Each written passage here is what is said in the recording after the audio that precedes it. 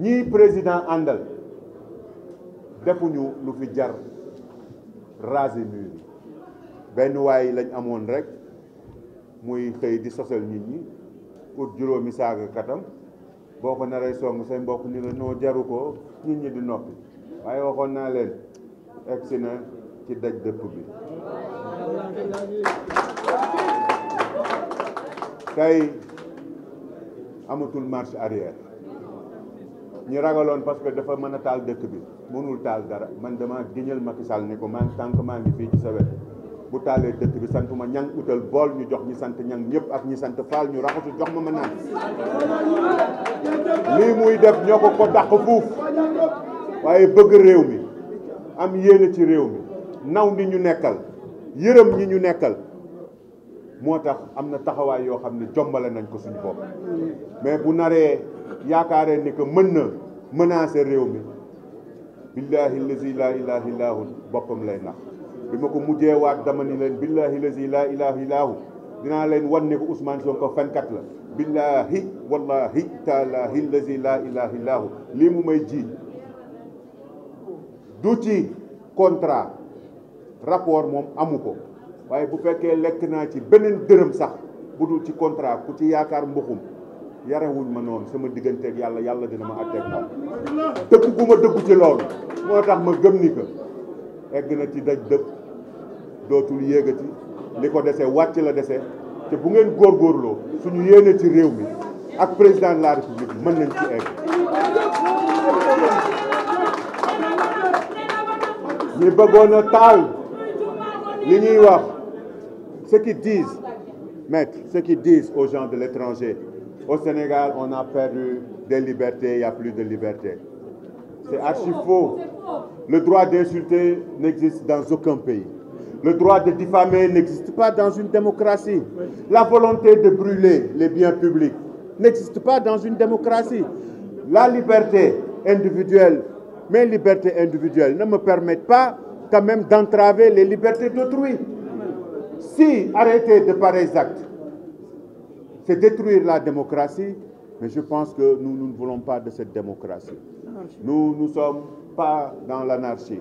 Notre démocratie survivra à Ousmane Sonko et il est très petit, infiniment minuscule. En mathématiques, je dirais epsilon pour menacer la stabilité de ce pays. D'autres plus grands, plus aptes ont tenté, ont échoué.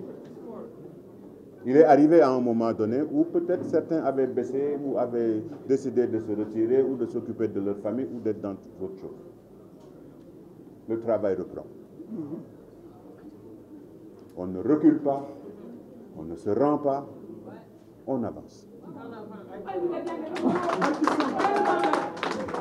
Parce qu'on ne recule pas pour servir son pays. Parce qu'on ne recule pas pour défendre les institutions de son pays.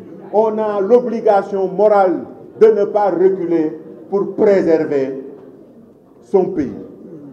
On a l'obligation morale de ne pas reculer, de ne pas abandonner, de ne pas abdiquer, fût-il un expert en manipulation, à préserver l'image de notre pays, à préserver les institutions de notre pays, à préserver notre façon de vivre.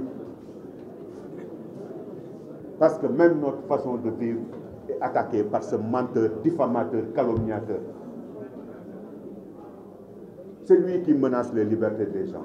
C'est lui qui affiche des photos des juges pour les menacer derrière. C'est lui qui affiche des photos d'avocats pour supposer il n'a qu'à afficher ma photo.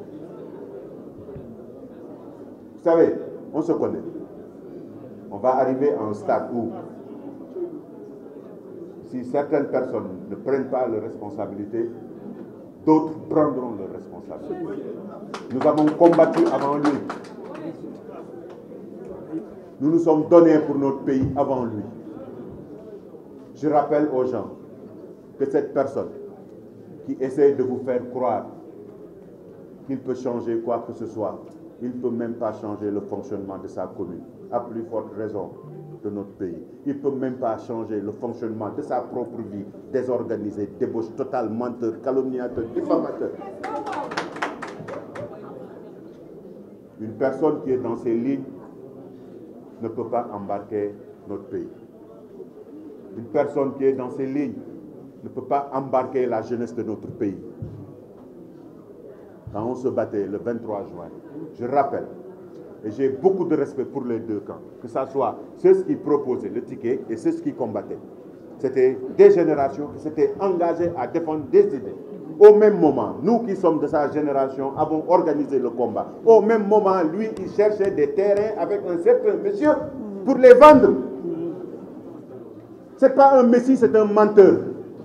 Et d'ici peu de temps, d'autres personnes prouveront qu'il détient d'autres valeurs, totalement différentes de nos croyances. Mani,